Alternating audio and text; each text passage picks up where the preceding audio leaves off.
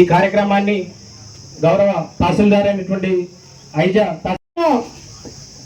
మనకు ఎన్నో రైతుల కొరకు ఎన్నో సంస్కరణలు చట్టాలు ఇవన్నీ కూడా వెనకట నుంచి పూర్వకాలం నుంచి కూడా ఇవన్నీ ఈ చట్టంలో వచ్చాయి. వీటన్నిటి మీద క్లియర్గా ఒక్కొక్క విషయాన్ని వివరించడానికి మన కలెక్టర్ గారు అడిషనల్ మరియు డిప్యూటీ కలెక్టర్ గారు సర్వే మ్యాప్ ముఖ్యము అని అన్నారు కాబట్టి ఆ మ్యాప్ సర్వే వాళ్ళు ఏ రైతులు వేధించినట్టు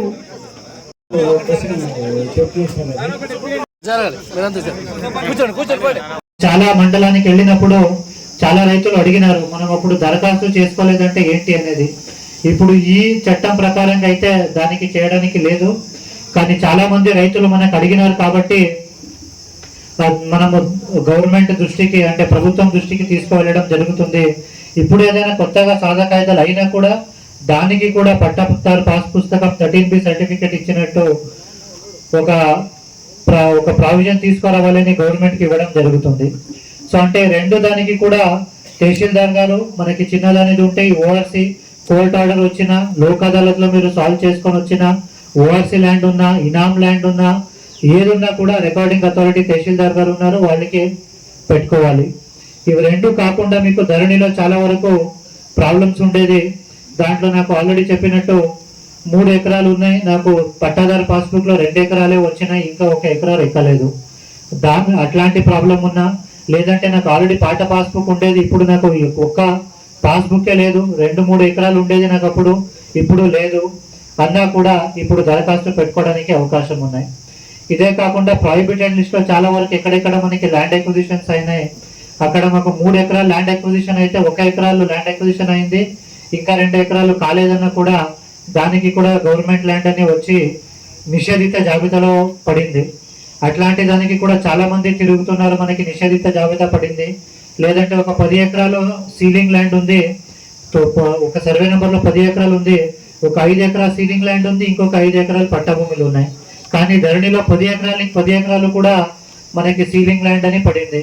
అట్లాంటి దానికి చేంజ్ చేయాలన్నా కూడా మనకి ఇబ్బంది ఉండేది, యాక్ట్లో ప్రావిజన్ లేకుండా ఉండేది. ఇవన్నీ దానిని గమనించి ఈ ప్రాహిబిటెడ్ లిస్ట్ నుంచి తీయాలన్నా, ఎక్స్టెంట్ ఎక్కువ చేసుకోవాలన్నా, కొత్తగా పాస్బుక్లు ఇవ్వాలన్నా కూడా ఇవన్నీ దానికి ఇప్పుడు దరఖాస్తు పెట్టుకుంటే ఆర్డీఓ గారి లెవెల్లో, తహసీల్దార్ గారి లెవెల్లో అంటే కలెక్టర్ గారి లెవెల్లో దీనికి పరిష్కారం చేయడం జరుగుతుంది.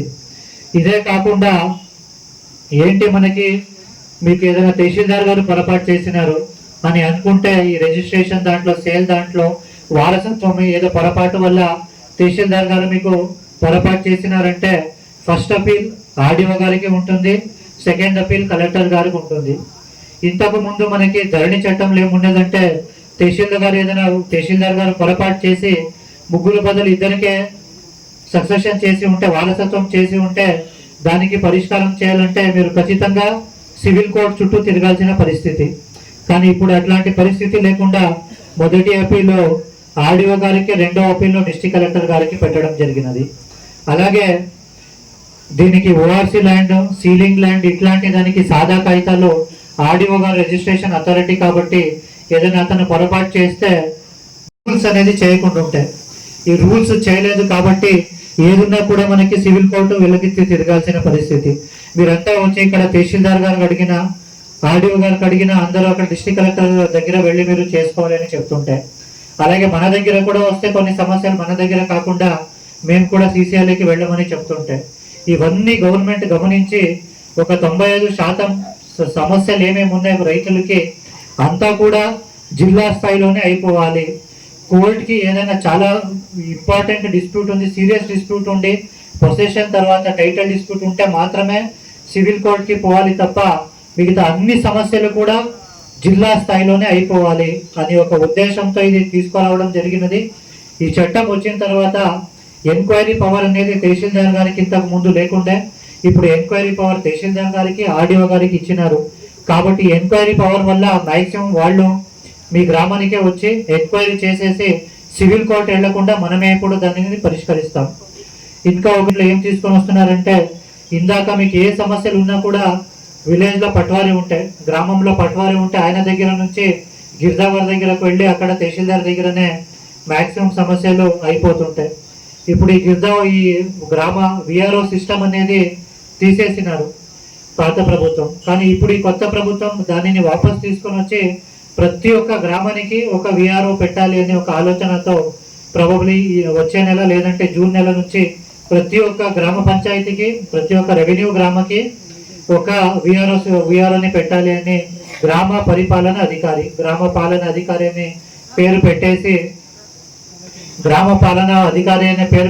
ప్రతి ఒక్క గ్రామానికి కూడా ఒక ఆఫీసర్ పెట్టేసి అక్కడి నుంచి గిర్దావర్ నుంచి తహసీల్దార్ నుంచి ఆర్డీఓ గారు నుంచి అడిషనల్ కలెక్టర్ గారు, అక్కడి నుంచి జిల్లా కలెక్టర్ గారు. ఇక్కడనే మీకు అన్ని ఏమేమి సమస్యలు ఉన్నాయి, కోర్టుకి చాలా తక్కువ ఇష్యూస్లో తప్ప మొత్తం జిల్లా స్థాయిలోనే పరిష్కారం అయిపోవాలి అనే ఒక ఉద్దేశంతో ఈ చట్టాలు మనం రావడం జరిగినది.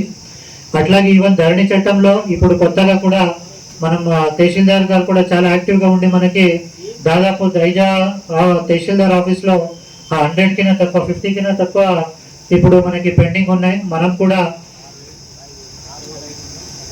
పరిష్కరించినాము. అంటే దాదాపు 6,500 అప్లికేషన్స్ వస్తే చాలా ఇక్కడ ఐదాలో నేను ఫైల్స్ చూస్తుంటే చాలా ఎట్లా అంటే ఒక 2-3కి ఎక్కింది ల్యాండ్, ఎవరికి యాక్చువల్లీ రావాలో వాళ్ళకి ల్యాండ్ లేదు. ఇట్లాంటి చాలా అప్లికేషన్స్ వచ్చినాయి మనకి. మనం కూడా అన్ని దాదాపు క్లియర్ చేసినాము. ఎవరి పేరు మీద ఎక్కువ ఉంది వాళ్ళ పేరుని తొలగించేసి ఎవరికి యాక్చువల్లీ రావాలి వాళ్ళకి మనం చేసినాము. ఇప్పుడు ఈ యాక్ట్ వచ్చింది కాబట్టి ఇంకా ఎక్కువ పవర్ వచ్చింది, మన తహసీల్దార్ గారికి కూడా పవర్ వచ్చింది, అలాగే ఆర్డీఓ గారికి కూడా.